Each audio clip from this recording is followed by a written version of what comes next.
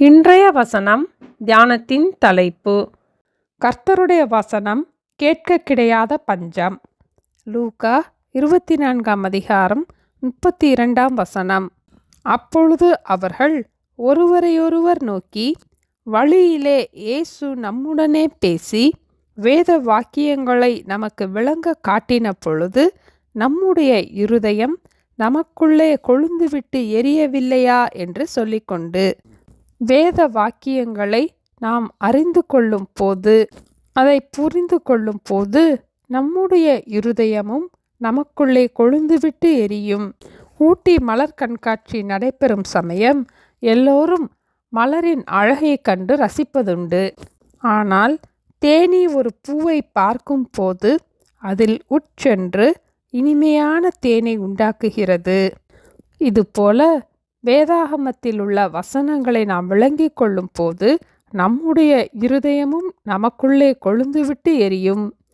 எம்மாவு கிராமத்துக்கு இயேசுவோடு கூட சென்றவர்களும் அவரை இயேசு என்று அறியாமல் இருந்தார்கள்.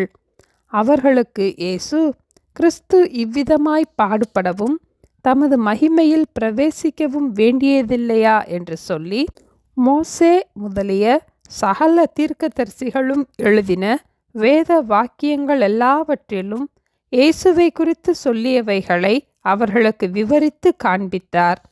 அப்போது அவர்கள் ஒருவரையொருவர் நோக்கி, வழியிலே இயேசு நம்முடனே பேசி வேத வாக்கியங்களை நமக்கு விளங்க காட்டின பொழுது நம்முடைய இருதயம் கொழுந்துவிட்டு எரியவில்லையா என்று சொல்லிக்கொண்டார்கள். வேதத்தை நாம் சாதாரணமாக வாசிப்பதை காட்டிலும் கருத்தாய் வாசித்து வேத வசனங்களை நாம் புரிந்து கொள்ளும் போது நம்முடைய இருதயத்துக்கு அது மகிழ்ச்சியை தருகிறது. இதுபோல நெகேமியா 8 அதிகாரத்திலும் வேத வசனங்கள் தங்களுக்கு அறிவிக்கப்பட்ட போது அந்த வார்த்தைகளை ஜனங்கள் உணர்ந்து கொண்ட போது, புரிந்து கொண்ட போது மிகுந்த சந்தோஷம் உண்டாயிருந்ததை பற்றி நாம் வாசிக்கிறோம். 70 ஆண்டுகள் பாபிலோனிய சிறையிருப்பிலிருந்து எருசலேமுக்கு வந்த இஸ்ரவேல் ஜனங்களுக்கு வேதபாரகனாகிய எஸ்ரா நியாயப்பிரமாண புத்தகத்தை திறந்து வாசித்த போது எல்லோரும் எழுந்து நின்றார்கள். 8 வசனத்தில் அவர்கள் தேவனுடைய நியாயப்பிரமாண புஸ்தகத்தை தீர்க்கமாக வாசித்து அர்த்தம் சொல்லி வாசித்ததை ஜனங்களுக்கு விளங்க பண்ணினார்கள். 12 வசனத்தில் அப்பொழுது ஜனங்கள் எல்லாரும் தங்களுக்கு அறிவிக்கப்பட்ட வார்த்தைகளை உணர்ந்து கொண்டபடியால் மிகுந்த சந்தோஷம் கொண்டாடவும் போனார்கள் என்று வாசிக்கிறோம்.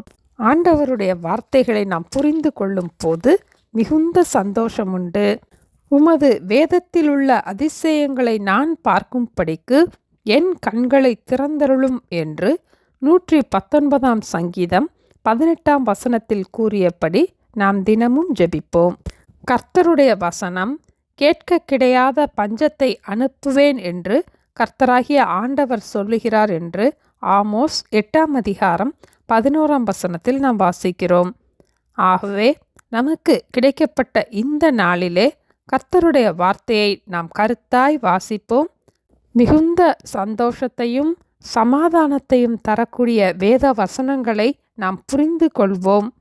வழியிலே அவர் நம்முடனே பேசி வேத வாக்கியங்களை நமக்கு விளங்க காட்டின பொழுது நம்முடைய இருதயம் நமக்குள்ளே கொழுந்துவிட்டு எரியவில்லையா?